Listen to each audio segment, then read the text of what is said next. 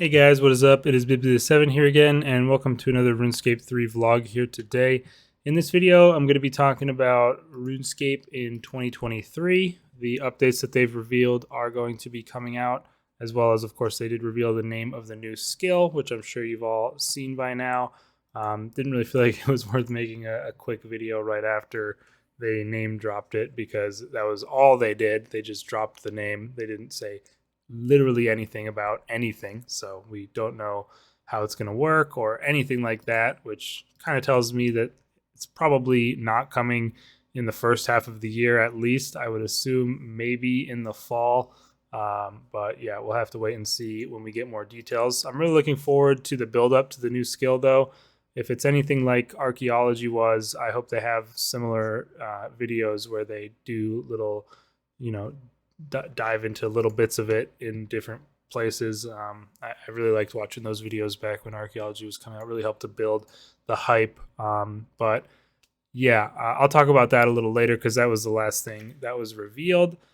This video is also coming out a little bit late in terms of when the reveals happened. They were slowly trickling these out over the past week and a half or so. And then they had a stream, I think it was on Tuesday. I don't remember, either Monday or Tuesday of this week, where they went over the final few bits of information and also expanded slightly on the first few as well. So yeah, it was a pretty good stream. It was really long though, probably I think it was like 2 hours or something, because they had a little segment at the beginning where they went over a lot of the stuff that came out in 2022, which was kind of interesting to look back on. One of the things that was kind of surprising to me was that Het's Oasis actually came out this year, and it feels like the duel arena has been gone for forever already. So it was kind of interesting to remember that. Also, I don't know if I said anything about it, but I am here on my backup hardcore. There's not really any spoilers for the current state of the account in this video. I'm just going to be doing agility here on Anachronia, which I already had unlocked a long time ago in my current videos on progress. So yeah, there's not much to see on the screen. Just going to be training that agility, working on my yak track here, as you can see on the little panel. But yeah, I'll have another episode of this account out very soon, probably over the weekend, because I do have a video that's all pretty much edited down. I just need to do the commentary and then upload it, so should be pretty easy to finish that off over this weekend and continue the progress on this account. That video is going to be insane, so make sure you check it out when it comes out, because yeah, really nuts things go down in that one. Anyway, let's go ahead and get into the stuff they revealed. So I guess I can pull it up here. Let me quickly swap over the window capture to the sneak peek reveals. Okay, and there you go. Should be showing up on the screen now. So yeah, if you haven't been watching the RuneScape homepage, you might have missed out on these or something, but I'm sure most of you do, or at least check out Reddit.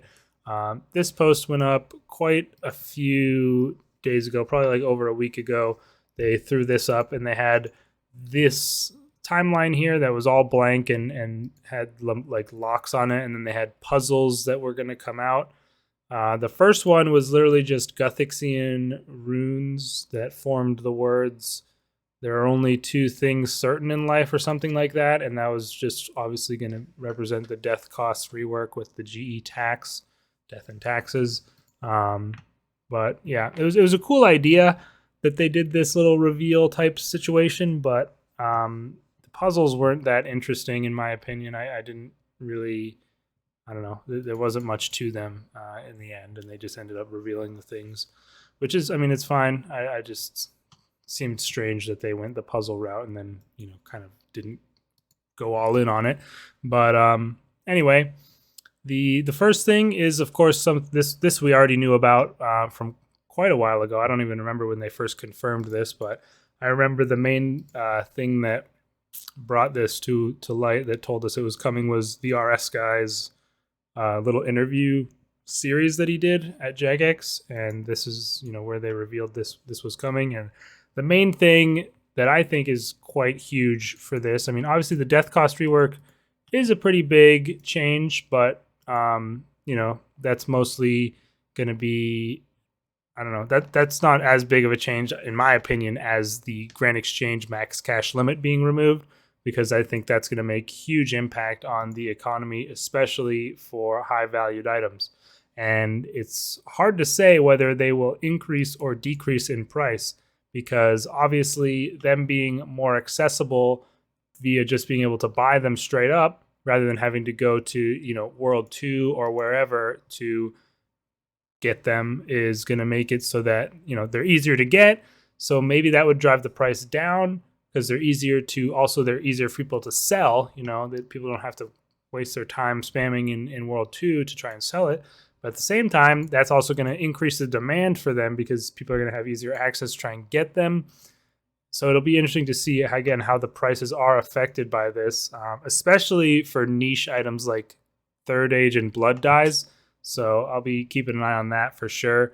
But obviously, death cost being reduced is a huge impact as well to, you know, mainly obviously to main and regular Iron Man accounts. It's not going to be a huge change for me personally, being mostly a hardcore player. But I still understand this was definitely something that was needed. I mean, I grinded quite a bit of Solok on my main in duos, and man, if I forgot to switch back to my Ring of Death, I was feeling the pain of that 15-16 mil death cost. So definitely looking forward to this rework. And they do a whole like breakdown table here of how the changes are going to be, and I didn't really look at this. All you really need to know is that the amount you pay will be reduced by at least 80%. So a huge reduction in the amount you need to pay, which I think is very good. Something else that they also revealed, I don't know if they put it, okay, looks like they probably did. But something else that they brought up on the stream that I wasn't expecting to have addressed at all is multiple deaths. So if you die after already dying, like if you die again while death is holding your items, you won't actually lose your items anymore. So it's quite a big change for, I mean, I don't really know how that happened to people ever exactly, but I know it did based on posts on Reddit. So that is nice to see them changing that. But yeah, these tables, I don't know. I guess right now they are based on the amount it's worth, and the more it's worth, the higher percentage of the value you have to pay. So I guess that makes sense. And the highest possible amount you could have to pay is for one item, I guess, is 10.687 mil. I believe that's what it's saying here. So that's pretty insane. Or is that the total? No, that's definitely not the total, because I've paid more than that in a single death cost. But now the item percentage cost is just 0.1% at all times. So overall, that's a big reduction. Except for, well, how much would an item have to be worth for it to not be a reduction? Okay, I just cut out a little section of me just being an absolute idiot and fumbling around with math and just being wrong in multiple ways. I originally said that 0.1% of 10 bill was 10 mil, which was correct. And then I tried to actually do the math and somehow failed miserably. Anyway, I'm not going to get into it. Basically, your death cost will be reduced significantly unless your item is worth more than 10 bill, which then that single item will be able to go over this current highest possible. And it's more than 10 bill because of this extra amount, but roughly 10 bill is going to be where your item has to be over for it to have an increased death cost, which I think is fairly reasonable. I don't think there's any items except for like party hats that are more than that. Maybe Third Age dye and Blood dye. I'm not sure how much those are at the moment. But yeah, and obviously I'm not sure how it's going to work when the new GE changes come out, because a lot of items that are above max cash, are they going to change the prices like manually, or how's that going to work? But maybe they'll even take some time to get up to that level of cost. But yeah, but they do say the maximum reclaim cost now will be max cash. So, or I guess that's just max cash at the moment. It's not going to be max cash. Well, max money pouch is a bit different than a max stack. Anyway, that would be quite hard to achieve, as you can imagine. I don't think it's even possible right now. Maybe if you had like a full inventory of Christmas crackers and a blue pea hat on, I don't know. But yeah, and then they go ahead and break it down. So yeah, the max cash item value right now obviously is that because of the GE limit, and the current reclaim for that is 10.8 mil, which is the highest possible reclaim value that they list in the table above. And after it, it'll only be 2 mil. So that's an 80% reduction at the highest end.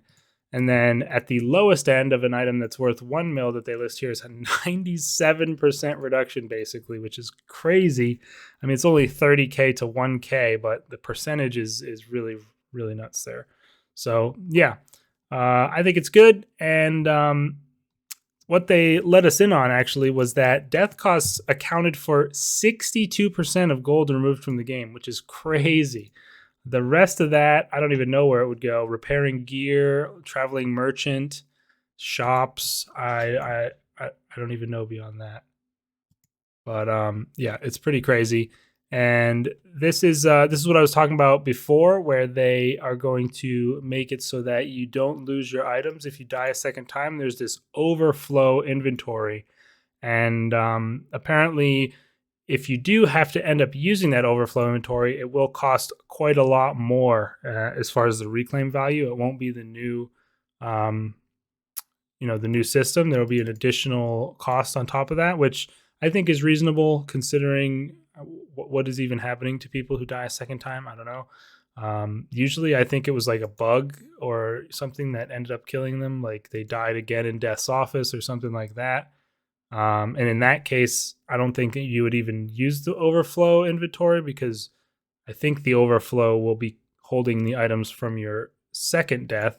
So yeah, but that looks pretty cool. You're no longer be able to sacrifice items. I've never done that. I don't know if anybody has, but that's being removed.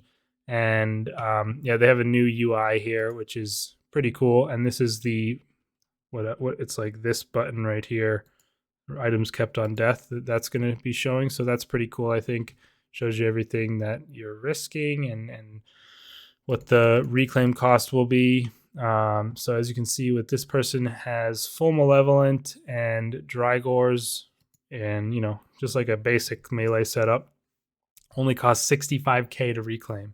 Right now, this would probably cost a couple 100K at least. I'm not sure exactly how much it would be. But yeah, that's that. And then obviously they are going to be introducing a 2% Grand Exchange sales tax. And I guess this is the amount that they calculated would offset this 62% of gold, which makes sense. They want to offset the amount and make it so that there's overall pretty much no net change on the amount of gold leaving the game as a result of this, which is, that's their goal. Makes sense. And I think they said it was going to be 1% when they first revealed it, but that ended up not being enough, apparently.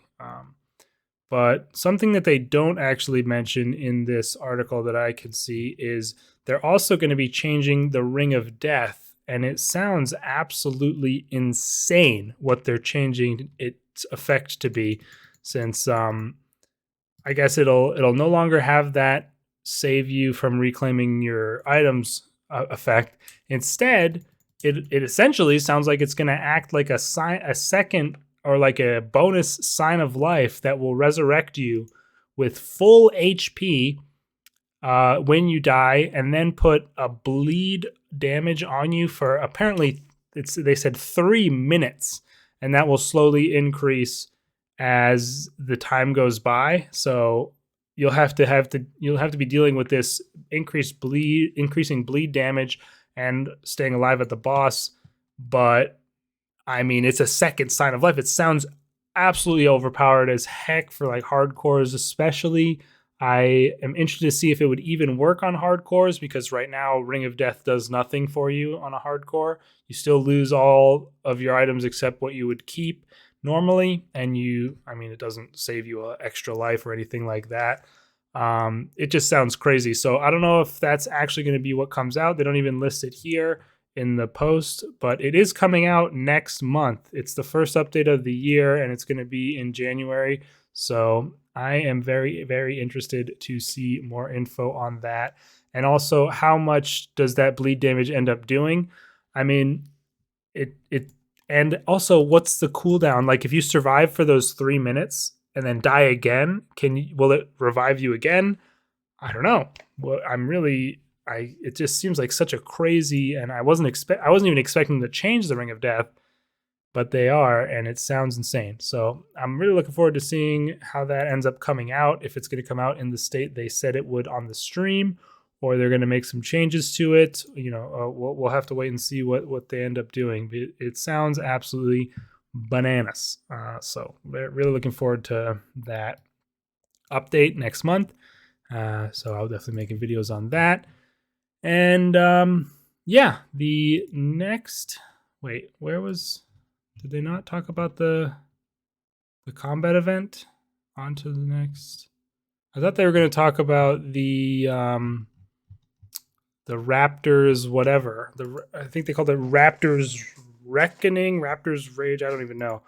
Basically, they're going to be doing an event where once a day you'll be able to talk to the Raptor at War's Retreat, and he will make it so that your next boss kill will have 3 times the chance of getting a unique from the boss. So say I go talk to the Raptor, have him give me his little buff, and then I go kill the ambassador, I'll have 3 times the chance as I normally would to get a crossbow piece.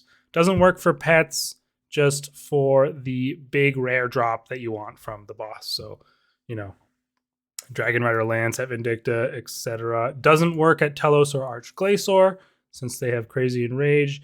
They didn't exclude Zamorak from this, so maybe it will work there. Hard to say since it is a chest-based system, but yeah, they're basically doing this partially to encourage people to do bosses for, with the new death costs, I guess, but mainly apparently they want to test drop rates and all that. I don't know. Personal hot take, which I kind of want to make a full video on. I don't think drops are too rare in the game. I think when Elder God Wars first came out, they were certainly a bit off, and maybe the Archglacior core is still a bit too rare, but overall, I think drops are fairly good as they are right now in RuneScape. And I mean, I guess people are always crying and complaining about things being too rare, but I mean, that's the nature of an MMO. There's bosses that you kill, and there's items that you try and chase that you really want to get, and those are rare to get. You have to grind the bosses. I mean, MMOs are generally all about grinding as far as I know. Now, I haven't really played very many other MMOs much at all aside from RuneScape, so I guess I can't 100% comment on the genre as a whole. I played World of Warcraft for like maybe a month or a month and a half. Didn't really get very far to the end game or anything. But yeah, like I just don't understand. As I mentioned in one of my hardcore videos, I'm not a huge fan of the idea of bad luck mitigation personally.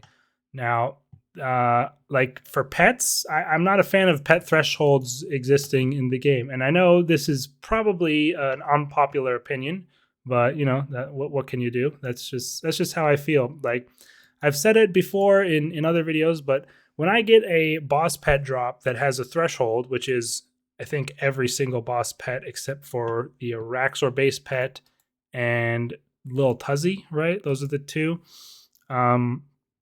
If I get, and I guess Vitalis can probably be included in this list because it is still so insanely rare, even with the threshold it takes forever to get. But aside from those 3, like if I get a boss pet early on, like in my first 100 kill count at a boss where I don't have any of its actual drops yet, I just get kind of annoyed because like I would have much rather had one of those drops I'm trying to get to improve my account than this pet that I was gonna get anyway. It just feels like it's essentially an inevitability that you're gonna get the pet from these bosses because the drop rate to begin with isn't really that rare, and you're gonna make it even better the more you kill the boss. So I don't know. That's just my opinion. And old school RuneScape, of course, like doesn't have boss pet thresholds, and their boss pets are extremely rare. So like even if they just removed thresholds in RS3, which they're never gonna do, I'm sure, since they've existed for so long, but even if they just removed thresholds, I think the pets would still be far easier to get than they are on old school. Which whether that matters or not, I guess, is your opinion, but it's just interesting to see how different it is between the games. And then, like, as far as bad luck mitigation itself goes, I guess at Zami, it's really not that big of a deal since you don't end up getting it. I mean, it doesn't help a huge amount, or I mean, I guess it probably does at the end of the day. I don't know. I would rather if it didn't exist, and I hope they don't just bring bad luck mitigation to every boss or something like that. So yeah, again, as I've said multiple times, probably an unpopular opinion, and I can understand where people are coming from because I mean, I'm sure most people that play the game, especially nowadays, are more casual people who don't want to grind out PVM for things. But like I said, I mean, I think that that's just the nature of a game like this, where you're gonna, that's the whole point. It's about grinding out either, getting your, I mean, and nowadays, a lot of people don't grind at all. They just do treasure hunter or MTX to get things done. I don't know. Kind of going off on a tangent here. This is going to probably be a pretty long video, but I might make a separate video about this topic in the future, but let me know your thoughts in the comments. How do you feel about these topics? Do you hope they bring in more bad luck mitigation? Do you just want them to lower drop rates instead? Let me know, because the only drops, like I said, that I can think of that might need adjusting. I mean, the only one drop even is the Archclaysor core. Does seem a bit too over the top as far as the rarity goes. But that's probably just, again, a flaw with the way the streaking and enrage system interacts with it. It doesn't make a big enough impact. But anyway, so yeah, sorry I ranted about that, but that's the event. I will definitely be interested to see how it goes. Apparently you can use Death Touch darts alongside it. So you go get the buff, go use a dart on something. It will count and give you the buffed drop rate. I don't see it making a huge impact. It's only once per day. And yeah, that's, again, we'll see. We'll see how it goes. And we'll see what they say about it. It is weird. It's definitely a weird thing that's coming out. Kind of reminds me of the double drops weekend that happened so very long ago, pre-EOC, that was insane that even existed. And imagine them doing that nowadays, like an actual double drops weekend. I don't know. Anyway, moving on now.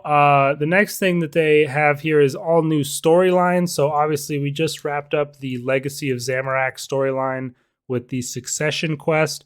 So this next storyline is called Fort Forinthry.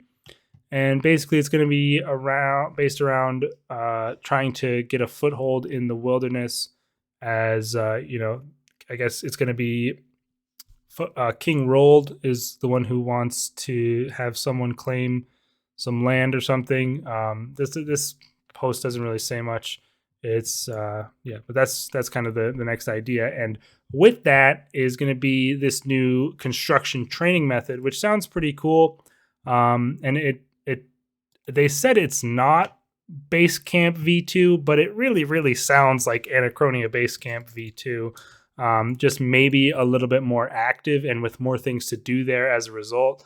But they talked about building, additional buildings and then also upgrading them.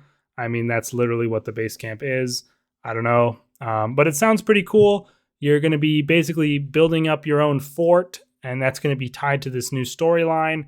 And yeah, I apparently, what did it say? Yeah, to the northeast of Varrock, which makes some sense, I guess. Let me see. I don't remember. There was something random I wanted to say about that I before I was making this video that I can't remember what I was gonna say. But yeah, I mean, I don't know. It's probably gonna be slightly in the wilderness, right? Or maybe not. Though the threat system and all that will not be active within the fort. They have confirmed that. So yeah, I mean, somewhere over here-ish, we're gonna be having our fort Forinthry and build that up. So that'll be cool to see what buffs you get from it. They have Town Hall, Chapel, Command Center, and Workshop, and those are the 4 buildings they've shown. Processing construction materials at the workshop, who knows what that means. Command Center, a hub for trade, external missions, and supply lines. Kind of sounds like maybe archaeology researchers or player-owned ports. Maybe you'll be able to send out missions passively that will get things done and collect resources for you. And then a chapel, obviously a place where you can maybe train prayer, or at least there's just going to be an altar there. And this is what they've kind of called this is kind of like the Infernal Puzzle Box Pontifex Shadow Ring-esque reward of this storyline. You're going to be upgrading this with new updates as they come out. It's going to be giving you additional passive effects and buffs and things like that. However, this is also listed as a training method for construction. So I don't know if there's going to be some continuous activity you can do there, even when not upgrading buildings, to just gain XP, or what's going to happen with that, because I assume you're going to need construction materials to build these buildings. And are you going to be able to just like use up construction materials for no benefit other than XP after you've got the buildings to the best they can be at the current time? I don't know. We'll have to see whenever they release more details, but it sounds pretty cool, and I'm looking forward to checking it out. Holding off training construction on this account actually until they come out with that, see if it's any good. Next up, they have this tab about new quests and challenges. It's not that interesting. They basically say once your fort is completely constructed, you're gonna want to have King Rold wants you to have a banquet for the Misthalin royal family and different nobility. And the quest actually sounds pretty cool. It kind of sounds like a murder mystery type deal. The events, the evening takes a sinister turn when one of the nobles is murdered at the banquet table. And the gates are barred for the night. No one may leave or enter. You're gonna have to investigate and solve the mystery, who done it.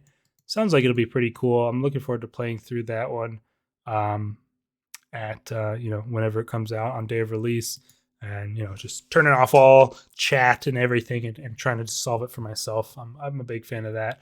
And then we have the new skill Necromancy, which is going to be coming out next year. 29th skill in the game, and people were thinking that whenever Necromancy was being speculated about, it's been one of the skills that have been on the list of potentials for a long time now, that it would be a good candidate for an elite skill, which uses what was it going to be? I think prayer, summoning, and magic, or divination, summoning, and magic. One of those two potential combinations, because obviously invention uses crafting, smithing, and divination. But at some point, and it was a little while back now, Jagex said that they're not going to be doing any more elite skills because they don't like how it bars potential new players from interacting with it. Obviously, needing to have level 80 and 3 different skills is quite the tall order for newer players. So they aren't going to be doing any more elite skills. I assume it will be going to 120, because it would be kind of weird for them to release any new skills now that didn't go to 120, just considering where we're at in the game. And with, existing skills like Herblore and Farming and Slayer being pushed to 120, something you assume is going to happen eventually for all skills. Why would they not? They didn't confirm. Again, this was all they said was, here is the name of the skill, and that's it. So really not sure how it's going to work in the game. Like, how is it going to be different than summoning? I have no idea. I don't have any clue what they're going to do with it. And I'm not sure if it's going to live up to the amazingness of archaeology. Archaeology is probably my favorite update they've ever done on the game, as far as the amount of enjoyment that I got out of it. And, the solving the mysteries was some of the most fun I've had on the game. When it first came out and there was that whole rush, and I made like probably 50 videos in that month of April 2020, just for the skill, and absolutely loved it. And so Necromancy has some pretty big shoes to fill as the latest skill, and I'm not sure they're going to be able to make it happen.